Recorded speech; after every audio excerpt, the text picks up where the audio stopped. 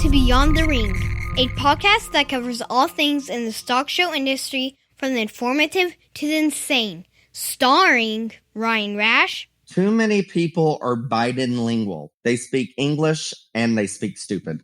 And Dale Hummel. We just did not see Delta or Omicron coming. Now on with the show. Welcome to Beyond the Ring. This is Dale Hummel, along with co-star Ryan Rash. Merry Christmas. It is going to be a Merry Christmas, don't you think? I'm not real sure, but I'm hoping so. It will be. So we have several things to discuss today, but obviously we're gonna start off with some very positive rainbows and unicorns, Ryan, in the current events. I just don't know what that's going to be. Yeah, where are those? Omicron. I think that's a positive because it's becoming the alpha variant, and it appears to be like a cold. So we can be thankful for that. There was one death, I believe, in Houston with somebody that had underlying conditions. So I don't know how much Omicron played a role in that. But the honest good news, sincerely good news is it appears that this is a more infectious variant, but less pathogenic. There's less symptoms, less severity of symptoms. So it appears to replicate in the upper respiratory path, whereas the early strains went into the lower lungs. That obviously caused a lot of problems. So there's no question there'll be more variants. There will likely be more contagious than even this one, or possibly, but they're also likely to be less symptomatic in terms of how severe the symptoms are, I should say. So that is a positive note, I believe. It's positive that more people are getting Rona. More people are. If they're going to get Rona, it's going to be something far less serious. How's that? Can we spin it that way? You must not listen to the news, sir. Well, they're shutting things down. Biden is not very positive on it. They're overreacting. Biden said if you're not vaccinated, you can't have Christmas today. He pretty much did. Overreaction. I don't think people are going to tolerate it, Ryan. I do not believe it. There are schools in Illinois, colleges that are already postponing classes starting up 2 weeks later for after break. There are events. The hockey league shut down. So I guess I'm ignoring this is happening because in my world, in the stock show world, in preparing to go to Arizona National and then straight to Cattlemen's Congress, all of that's a go. And I sure hope it all stays that way. I have no indication that it's not going to be. And other things that are shutting down. You have the best ability of trying to use current events to get into our main topic. I don't know why. When you know what the topic is, you can't just wait. I didn't. I'm trying to figure out why. I guess you talk about me living my own little world. In my world, we're past this. You keep talking about it's over, we're done with it. But no, it I am personally done with it. I think the whole country's done with it. But then they keep telling us all these things are shutting down, and I just don't understand it. There's no question there's certain variants of influenza and just the normal flu each year that are worse than what Omicron is. I don't remember things shutting down for the flu. Do you? Maybe I just missed it. I would take Rona over what I'm currently dealing with right now. I'm just telling you that. Well, I didn't know if we're supposed to talk about that. Well, I don't think that we can't talk about it because the freaking world knows. But I'm telling you, I'll take Rona any day over what I'm dealing with right now. So you would trade it right now. Long story short, when I was leaving Miss America on Friday, I lost a battle with one of my pieces of luggage, and I took a nasty fall. And against medical advice from people there at the airport, I decided that I was going to take my 2 flights to Louisiana.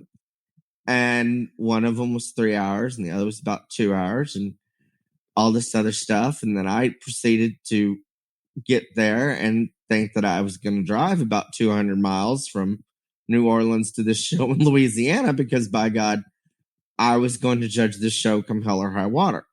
I made it about 50 miles and I was in such excruciating pain that I almost passed out. I thought that if I could just lay down for a little bit, etc., that I would be all right. Long story short, in the battle with my luggage, I ruptured my sciatic nerve, and it's not good.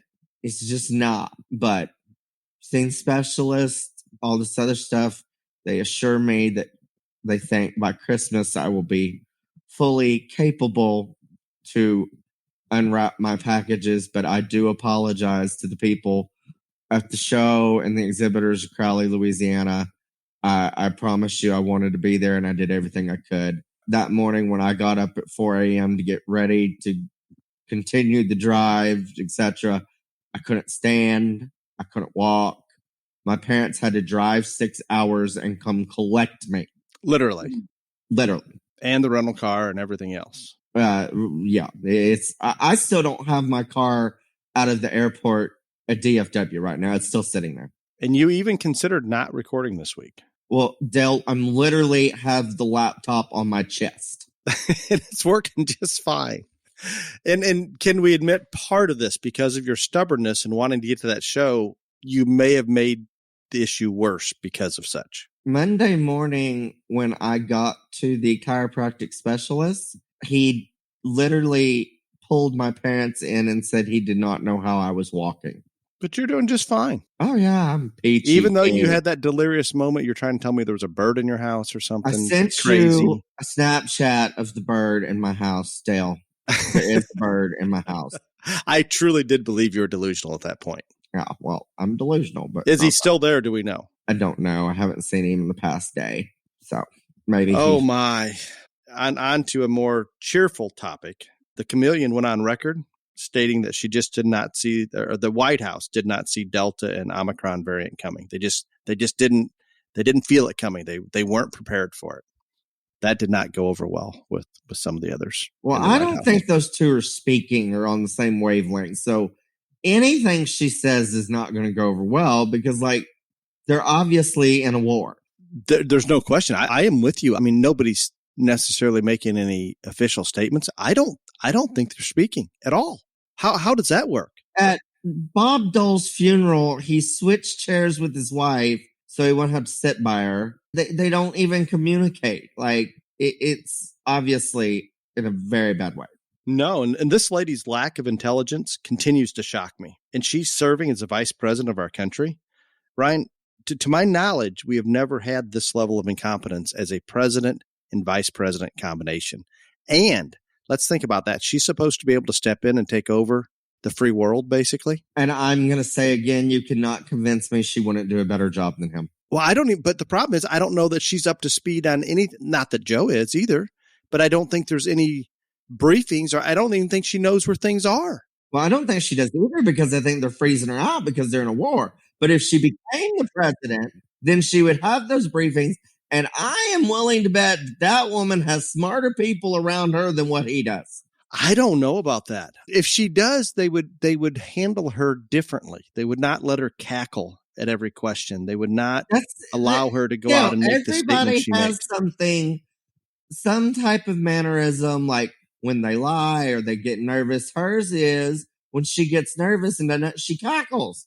Simple. Some people brush their tie when they lie or they're uncomfortable. Some people tap their foot. I mean, everybody's got something. You'd very much like to play poker with her. Right, yeah, because you clean house. But, I mean, hers is her cackle. And I'm not telling you that woman is an Einstein. Biden has proved the people around him dumb.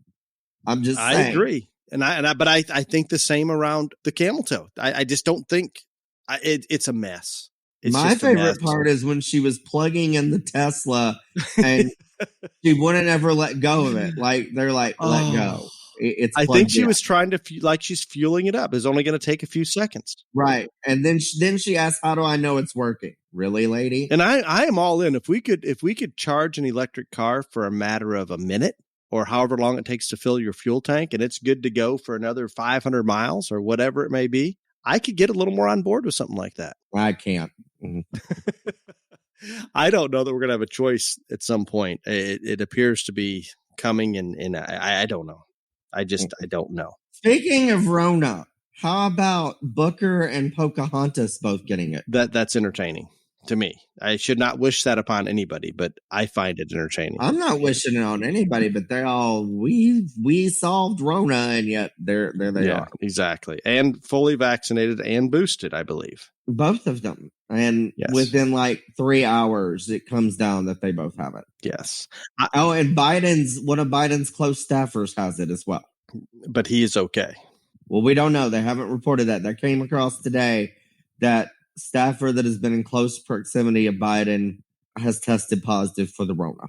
Got it. What do you think about our buddy Joe Manchin coming out on Brett Baer and saying he's a no on the massive tax and spend, build back better, whatever you want to call it? Well, like, he said this for months. Nobody just believed him. Nobody believed him. Like, they all thought that they'd get him in line or whatever else. I know he's a Democrat, whatever, but he's from a state that is very, very, very Republican. And if you listen to the guy, even before this, even though he's a Democrat, he does make quite a bit of sense on most of the issues. Not all of them, but there is not a politician alive in the United States that makes sense on every issue, not even my beloved Donald Trump. But he does make sense on it. What I think the shitty part of all this is he personally went to Biden himself before he did this, and he said, I cannot get there. I can't. I've tried. I've looked at it every way. I cannot get there. And so then he goes and tells Fox News Sunday that he's not going to do it. And all of these Democrats have literally just gone insane. Yes, the total in their mind, circle back, they were blindsided. They just didn't know this was coming from him. And this is nothing new. He's been saying this since the bill was introduced. Before they even got it passed in the House, he was the one saying, look, we don't know anything about it. They just sent it out. It hasn't, whatever. But as it is, I can't do it. This has been out there for months. Sinema was even with him at one time, and I don't know where she's at now. I have not heard anything from her. I don't know where she is either. I mean, I would hope that there's something going on there, that she is at least questionable. That would make me feel even a little bit better. But without him, it won't pass, so it doesn't matter. And they know it because they've given up till after the new year. Got it. No, that makes perfect sense. The only way it was going to pass anyway was with 50-50 tie and Camel Toe breaking the vote. And now they lost him, so it's not a tie anymore. Agreed. I was thankful when the Squad and a lot of those other very progressive, extreme left Dems came out and just hammered on Manchin. You know that's pushed him even further away, because I think after the first of the year, they will come back and maybe rename the bill or revamp the bill or do whatever they can. Biden has to get something passed. So I think he's going to cut and chop. I don't know how, because, you know, the extreme left is going to stop him on some of these things. Well, they've already cut it down over almost half. Well, I think they're going to cut it down to whatever Manchin will agree with, because they have to get it passed. And I hope that they've hammered on him so hard that he isn't going to sign off on anything for him at this point. That is my hope. Well, I think that all of these people are going to go home for the holidays and they're going to be back in their districts or whatever the hell, states, whatever you want to call it. And I wouldn't be surprised if they don't get a lot of pressure now that somebody else has said, I'm not doing it, that all these ones that are in are going to be tough to get their seats back again in 22. If there's not a lot of pressure applied on those people to be like, okay, so now that somebody else has spoken out and said, I'm not doing this, you need to man up and be like, yeah, I agree. No, that's where it is.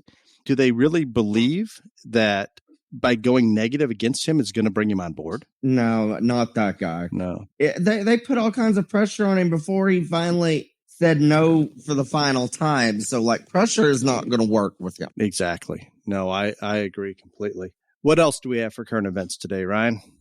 Texas has started building their own wall to finish. Thank God for Texas. Started. You know what? I learn to love Texas more every day.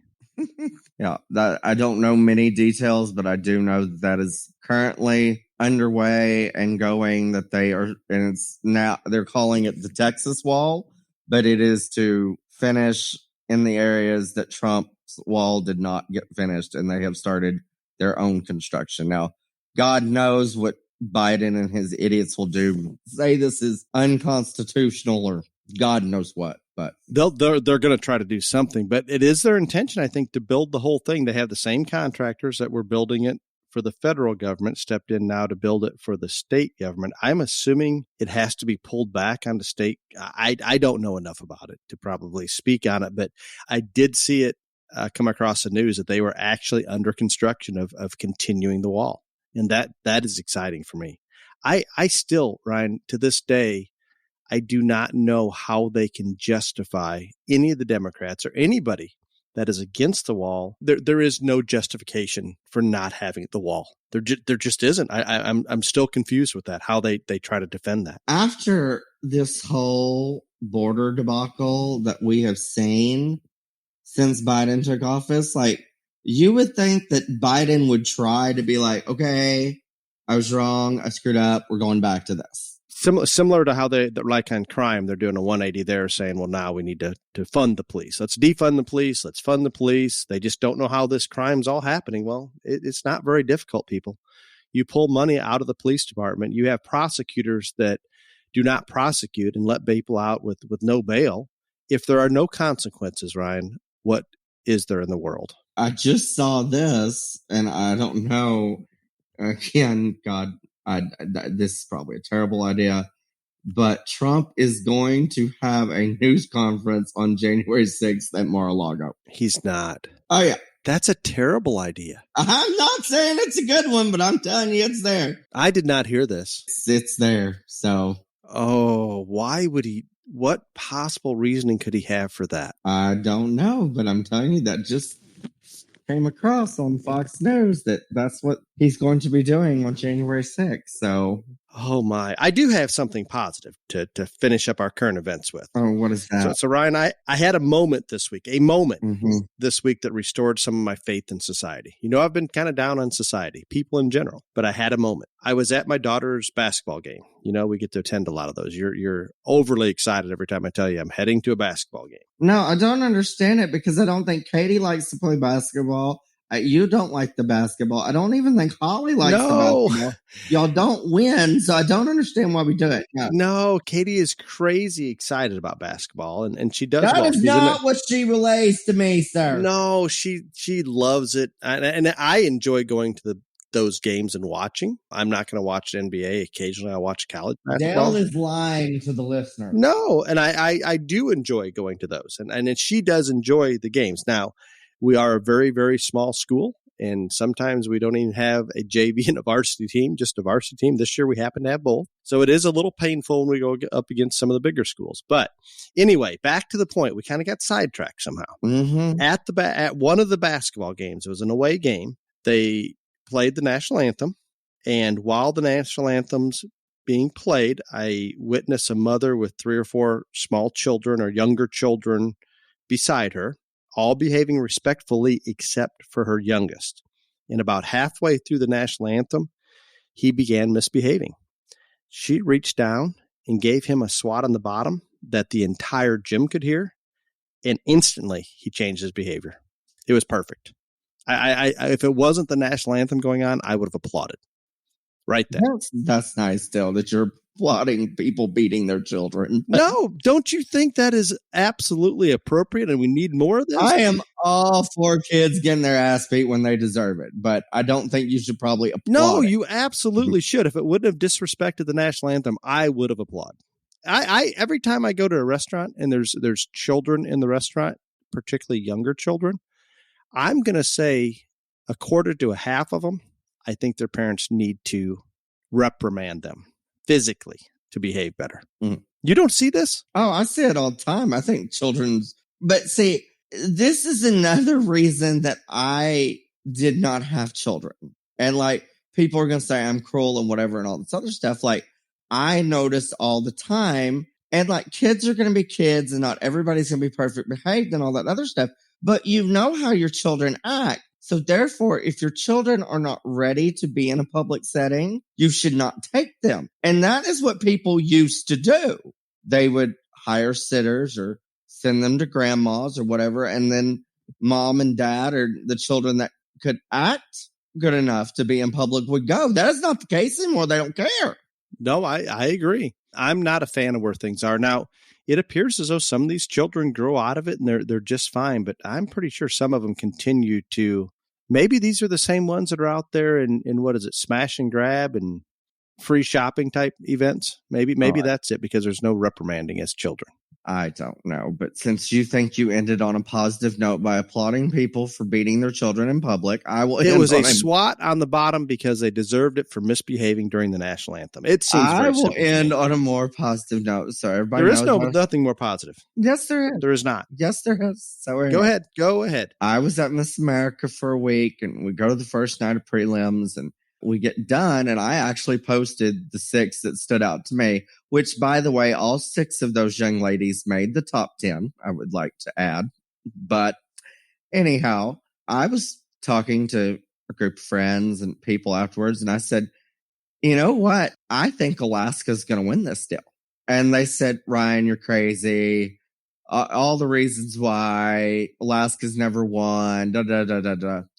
Lo and behold, Alaska wins Miss America. First time anyone from the state of Alaska won, and I called it night one. So I was very proud of myself. I'm going to venture to guess Alaska is one of our least populated states, so much smaller pool. Oh, there were 8 girls in the state pageant. 8 girls. 8 girls. Wow. Yeah, so. That's impressive. That's a big deal for them, I bet. Oh, yeah, it was really cool. Okay, we're going to move on to the main topic. But before we do so, Mr. Boxall, if you're listening, I hope you're listening. We look forward to meeting you in person at Cattlemen's Congress. I am not meeting Mr. Boxall at Cattlemen's Congress. You have no choice. Everybody that he wants like videos and pictures and all this stuff. I don't even know who Mr. Boxall is anymore. I will not. No. Well, I am looking forward to meeting Mr. Boxall or Mr. Boxalls or whoever from the Boxall Manufacturing Organization is going to be at Cattlemen's Congress. We can then thank them in person for their continued support of the Beyond the Ring educational podcast. I know we'll have our Boxall blowers there in full force. And Ryan, I might even order a show box to get delivered there. Oh, God, you order a show box, it'll be a damn miracle because you don't believe in show boxes for cattle. I don't. I like taking our goat box to the cattle events. I'm just telling y'all, if y'all see Mr. Boxall and y'all see somebody in a seal wig or a big hat and trench coat running, y'all mind your damn business because that's not me in disguise. That's all I'm going to say. You, with your health nerve issues at the moment, you ain't going to be running anywhere. Okay, well, I may have a real fast wheelchair or scooter or something. Leave me the hell alone. They tell me I'm unwrapping packages in a few days. I'm going with that, okay? I don't know that your mother bought you anything for Christmas. Oh, she bought me the most stuff. And you already saw it all, right? And you were there when she bought it. No, I picked it all out. But now she's even bought more because I'm an only child and I'm injured. And you're going to take it to the fullest, aren't you? I am. I will. You do not feel guilty one bit for that. No, I do not. I feel terribly guilty about the children that went to the show thinking I was going to judge and I didn't get to go there because I was physically unable. I feel no guilt about getting extra presents because I am injured. I don't get sympathy from my mother ever. I am the most remarkably healthy human I know. And I don't understand that. I don't believe you lead that healthy of a lifestyle. I live a very healthy lifestyle, jackass. But anyway, this does not happen. Like, she is the most concerned. So yes. How many times have you been to the doctor in the past 10, 20 years? In the last 10 years? For being sick or ill or injured? In the last 10 years, none till this. That's last impressive. 20 years, maybe twice. That is pretty impressive track record. The last time I went to the doctor was when I had pleurisy. And this is as bad, worse, not as bad? Oh, I don't know. Like, pleurisy was bad. I did not ask anybody to kill me during this. I did during pleurisy, so that may be worse, but I don't know. But yeah. And you're pretty much on the upswing for this. You're past the worst of it, we're going to say. I'm hoping so. I guess I'll know tomorrow when I see my specialist again, but I'm hoping so. Nope, that would be good. Main topic. If I wanted to have been stupid and got on the planes in the car. I did not want to say that. No, wait a minute. I did want to say that, but I refrained from saying that. And this is why nobody knew about this till the next morning when I couldn't do anything because I wasn't going to tell anybody because I knew y'all would all tell me how stupid I was when the medics at the airport told me, you can't get on that plane. I was like, well, you watch me. But anyway, and so if I had not been stupid, I would not be in the situation I am. I know my flaws. I am stubborn. I am hard-headed. I think that I am the most independent person in the world. I thought I could do it. I could not. Agreed. 'Tis the season. Tell me about 'Tis the season. Well, not only is it the Christmas season and the holiday season and the New Year's Eve season and all this festiveness going on, it's also the 2022 winter stock show season is right around the corner. So I just thought that, last year we talked about Christmas gifts for stock show kids and stuff like that.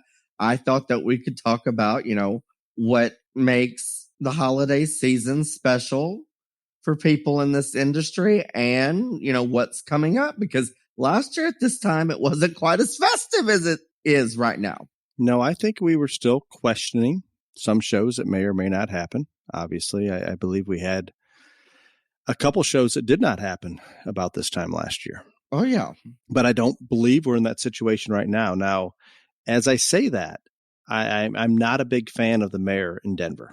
And I have no reason to believe that won't continue, but he's crazy. No, that queen is the most nuts. But I think at this point, I have full faith and confidence that unless the National Western is just like held at gunpoint, that it will go on.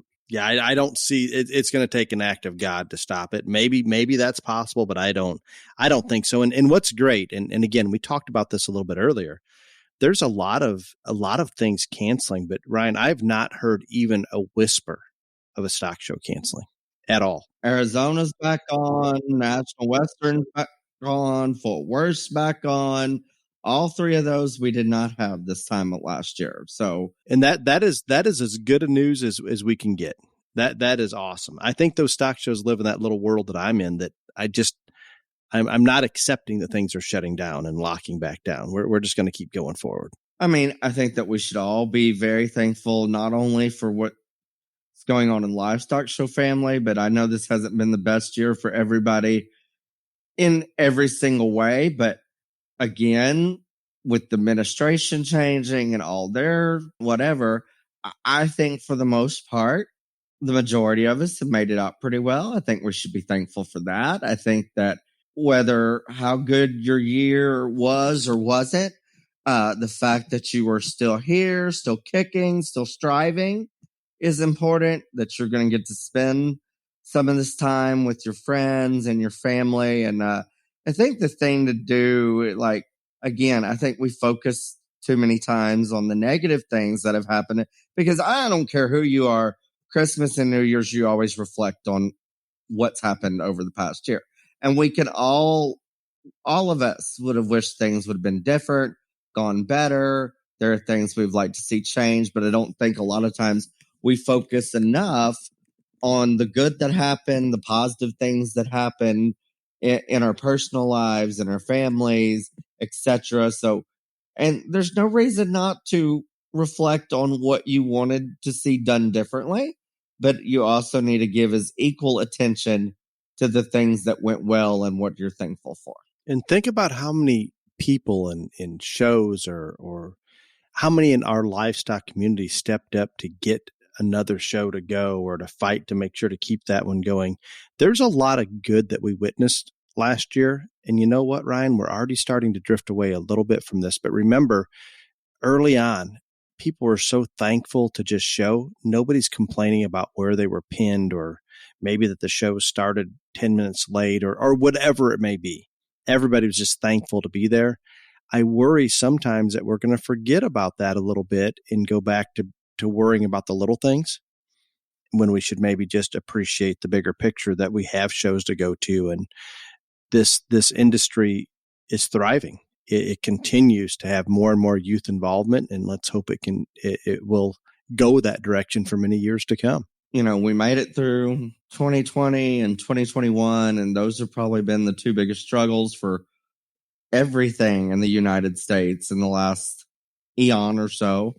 And compared to a lot of other industries, we made it out pretty unscathed. And I think it is the dedication of those people who make up this industry and their resolve. And that's why, I can't tell you how many county fairs I traveled to this past year, and they're like, well, our numbers are down. And it's just like I tried to reassure all those people. I said they were going to be down. I said everyone was going to take a hit this year because there was a lot of uncertainty. There was kids that didn't get to sell their projects. That there was just a number of reasons because of Rona that numbers were going to be down this year. But now that everyone has seen that in our industry, pretty much everything kind of went as planned, as normal business in 2021, I think you will see those ones that were hesitant or needed a year to recoup the funds that they lost when they didn't get a payout in the end on those projects, that they will be back.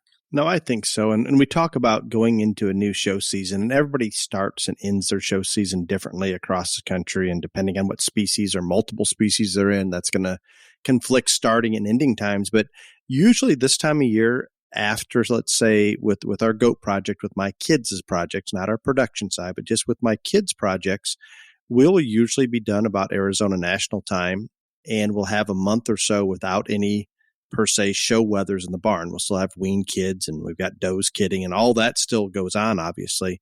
But we do step away just for a little while from actually the show weathers in the barn. And I think sometimes that may be good. Just like Ryan talked about, we had a year where some of the people maybe decided, okay, I don't know if we're going to buy a project because I don't know if we're going to have a county fair. I don't know if we're going to have our state fair or what we're getting into. So some may be pulled back a little.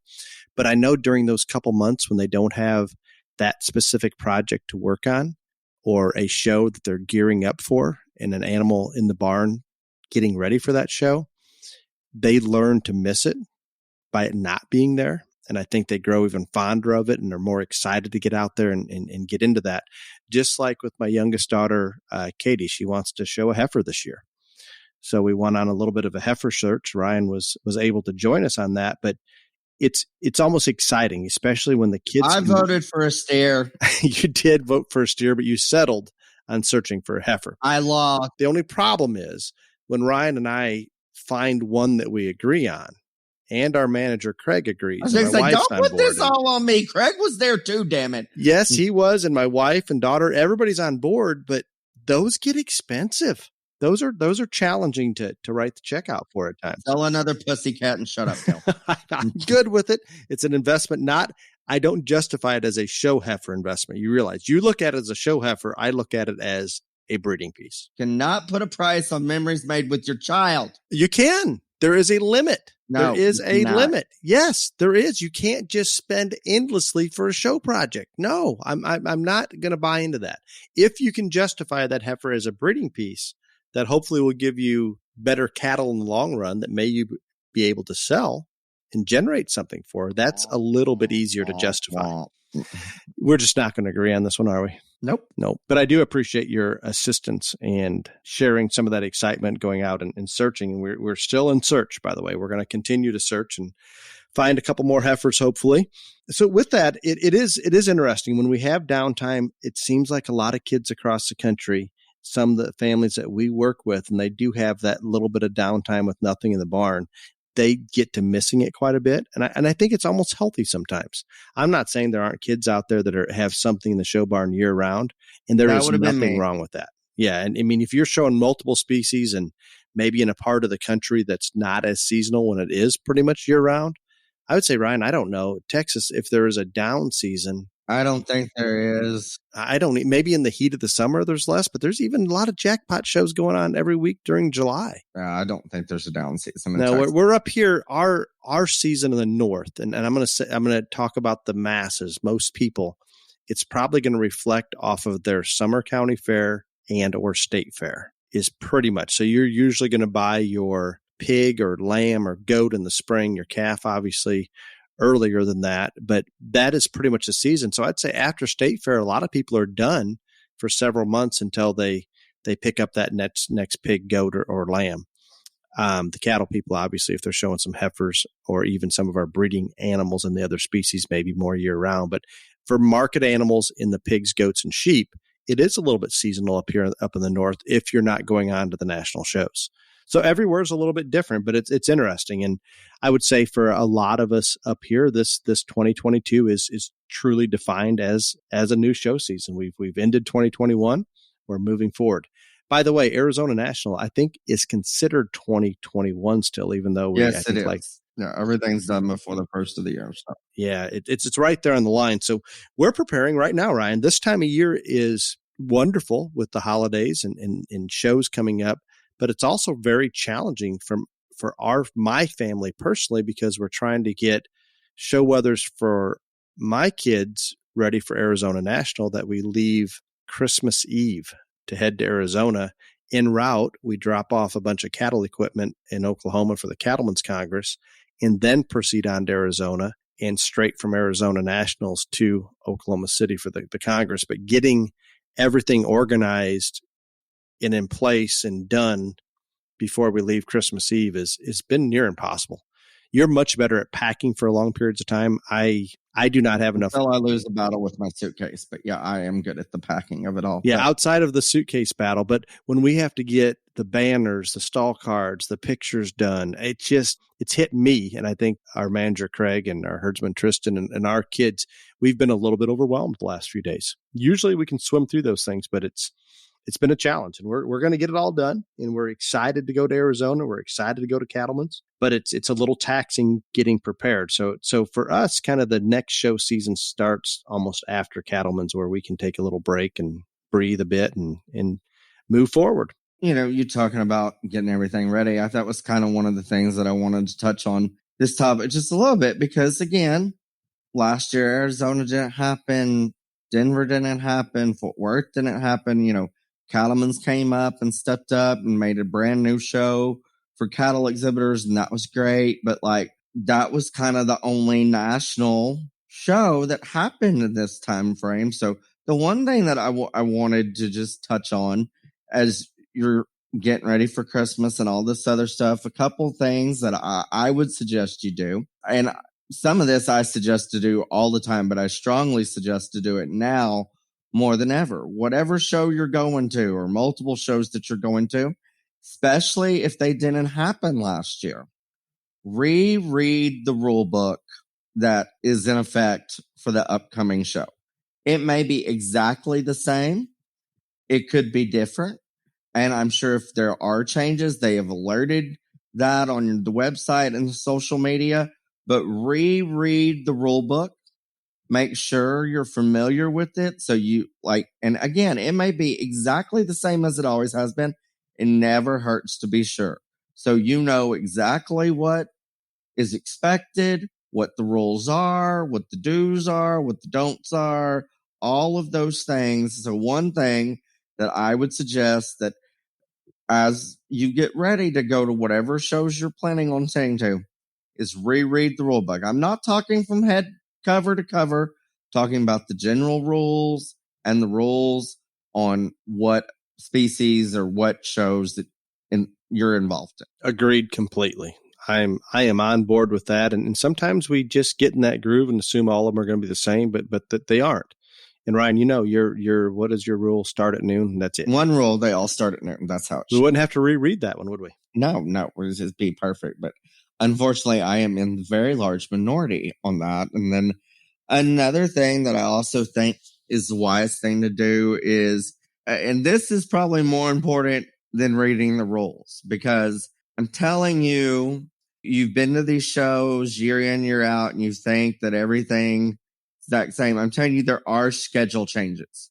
More schedule changes this year than probably ever before. So go and make sure that you know when you're supposed to be there, when you have to be there, what the in-place deadline is, when you can get in line, all of those things.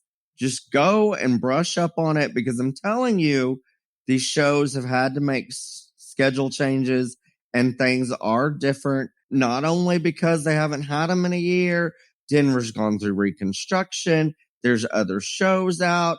That has caused some schedules to be different. So just brush up. And I know we all think we know, but it won't take 10 minutes just to go look up and make sure you know exactly when you can get in, when you have to be in, when you get released, etc. And not that this has changed, but just because we went through it getting health papers for the show weathers to go to Arizona and making sure we get some states you need a permit to enter that state, or they get a permit number to put on the health papers.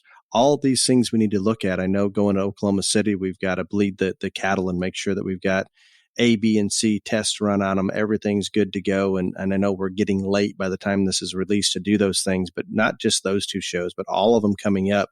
I don't want you to put all that time and effort into that project. And because we missed something in terms of a health requirement that maybe wasn't there before, maybe it was, and maybe it wasn't enforced. I don't know what it is, but just going back to what Ryan says, let's cover our basis and make sure that everything is in order, because we don't want to not be able to exhibit because of a technicality like that. And then the only other thing that I am going to suggest or mention or ask or whatever of our listeners out there is, when you go to these shows, just remember the amount of time, effort, and energy that it took for you to get your animal, your family, your showman, etc. there.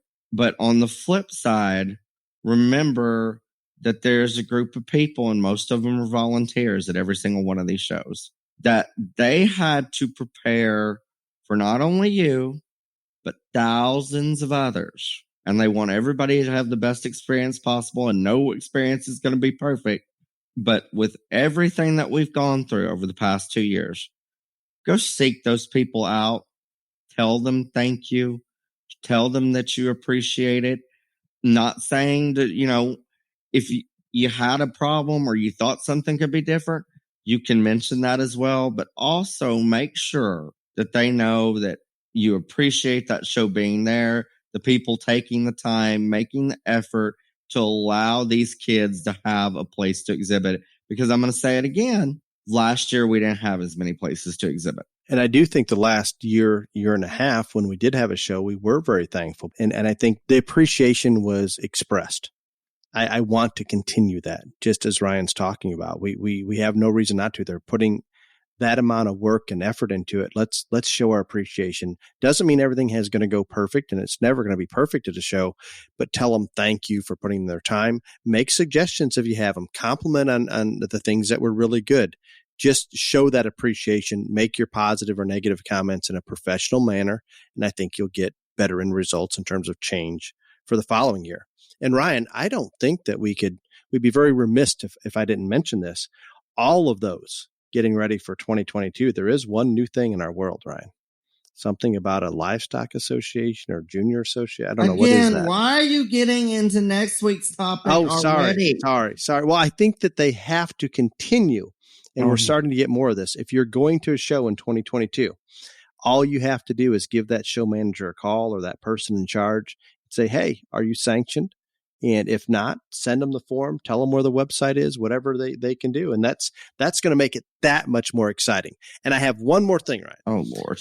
And I kind of already hit on it, kind of our search for that red heifer calf. Mm-hmm. I know this time of year, whether you go out, we used to throw the popper in the back of the pickup and go to as many baby pig farms as we could, or sales that'd be coming up in the spring.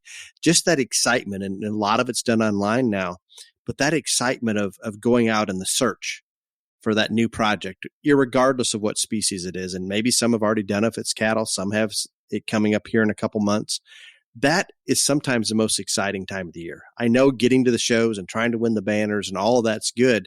But when the family, when the parents or a parent and that child or the person that's assisting, whatever it may be, it's hard for me to explain. And I can go back a long time. And I had the unique privilege of spending a lot of time with my nephews and going out and searching for their projects. And it's a time that I value greatly. And I think with my children going through, whether it's picking out a goat even out of our own barn, or going out and looking for a lamb or a pig or a steer or a heifer, whatever it may be. Yeah, you don't let steers happen. I don't see much return on steers financially, but that is not that there isn't a great return on having that experience.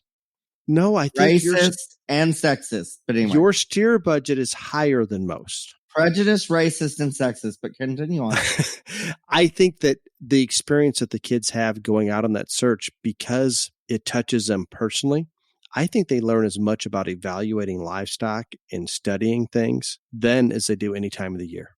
And I think it's valued. I think it's a great experience. So enjoy that as we move into our next show season and search for that next project. I know many of you will, and I certainly have and continue to. I agree. I love the search. It is. It's exciting. I love it more when I don't have to ride in the back of a pickup truck for 5 hours looking at cows after I found said animal. Not to bring that up, but it's fine. Okay, let's move on to the favorite part of the day. Question and answer. Oh God, I'm not on enough drugs for this. Again, I did not dedicate enough time to pull up difficult ones for you, but I promise by next week. And I knew that you were in a little bit of pain, so we went a little easy. Thank you. Michelle has a question that's not even difficult for you, Ryan, but she would like to know. Oh, good. While I find your stock show discussion interesting, I really appreciate your political discussion. Have you thought about a podcast just for that? We have a podcast every once in a while called Beyond the Circus, and that we just focus on political things. And maybe we should devote 1 week a month to like making another one. I don't know. Chase is a big fan of this. The problem is, and it is very hard to find the time to do this one time a week, much less multiple times a week. Dale is busy. Clifton is busy. I travel a lot. It's just very, very hard to find the time. But I guess what our New Year's resolution for 2022 should be is that we should try to have more Beyond the Circuses for our listeners that are engaged in just talking about politics and the state of the world. So we will try to do more of those for you next year. I think that's a fair resolution. And I think sometimes of the year, you and I both, and maybe even Clifton, there are times that it's not that big a deal to work it in, but there's other times where it's a challenge to get the one through there. And we enjoy doing it. It's just we have to bring 3 schedules together is the complicated process. But Michelle, I appreciate the compliment, and I'm glad that you enjoy the political discussion. And if you haven't listened to the Beyond the Circus, I don't know how valued they'd be now. I guess you could go back and listen and determine whether any of our predictions or comments came to be. The next question comes from Eileen. Ryan, we did not hear much about Miss America pageant. Please share. Well, you kind of did share a little bit already on this episode, didn't you? Yeah. You ruined the question and answer. You got ahead of yourself. You ruin the topics all the time. I ruin the question and answer because, again, I don't know what the question and answers are going to be. But the 100th anniversary of Miss America, again, I was there all last week. It was in the middle of BFE, Connecticut at the Mohegan Sun. To be honest, I love the Miss America pageant. I love the history. I love the tradition. I think anything that survives 100 years is very, very special. I will also not lie to you and tell you that I think it's in a lot of trouble. I don't know. There's a lot of people saying that there won't be 101. I don't know. I think the thing that they've had a lot of changes over the past couple of years. They took swimsuit out. They tried to revamp it. They did all these other things, whatever. And since I've been not able to do much, I've been wrestling with writing an open letter to the pageantry world and posting it on social media because I think the thing is too many times people want to reinvent the wheel. And a lot of times, while evolution and change is evident, you can't always do that. There's going to be a section of people that love pageantry, and I'm not just talking about the people that still exist. There's always going to be a little girl that comes into this world every single day that wants to grow up to be a beauty queen. There's going to be a section of people that absolutely don't like it, don't think it's valued, think it's, degrading to women, all this other stuff. I think pageantry's biggest problem now is they're kind of in an identity crisis, and they think that if they reinvent themselves, that they're going to pull in this whole new audience, and it's not going to happen. I think what they need to do is go back to what worked for years and years and years and kept those fans and kept people still interested.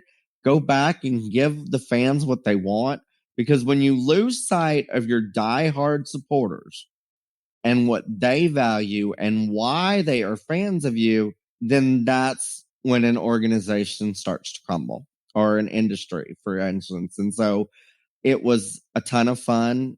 I loved it. Was it my favorite Miss America pageant ever? No, absolutely not. I thought there were some absolutely great young ladies up there that were extremely talented. I called the winner from night one. So, yeah, I had a good time. I worry about the future of the Miss America program, though. And I don't know that I'm the best example of this, but I think general awareness by the population 15 years ago, 10 years ago, whatever it may have been, was a lot greater around Miss America than it is now. Absolutely, it was. If you weren't involved in it, I don't even know, Ryan, and this is going to sound terrible, I don't even know that I would have realized it was taking place this year. If I wasn't going. No, that's the thing. And again, 15 years ago, even if you weren't a pageant fan, you knew when the pageant was going to be. You would hear about it. You knew when it was taking place, etc. And they've lost that. That's why I am fearful. But I had a good time. I hope that they can find their way back. And again, I'm not telling you that I don't think there's any way for them to get a whole new cross section of people involved and wanting this, no matter what they do. I think they need to go back and strengthen their base. Fair enough. The final question comes from Jason. Dale and Ryan, for those of us showing weather goats in the north that want to travel to some of the national shows in the winter, would you recommend leaving the hair on until we get to the show, or try to clip them before you leave? The first thing that you need to do is figure out what the rules are. If the rules say that you can leave the hair on and you're going to be traveling under really cold conditions, I think, yeah, that's probably the best idea. But I will divert to Mr. Goat Guru himself, but that's my opinion. No, I'm glad you brought that up, Ryan, because there are some shows, some of the national shows, where you have to be fairly slicked shorn to check in. For the health check and things like that, or checking for fungus or staph or whatever they want to check for.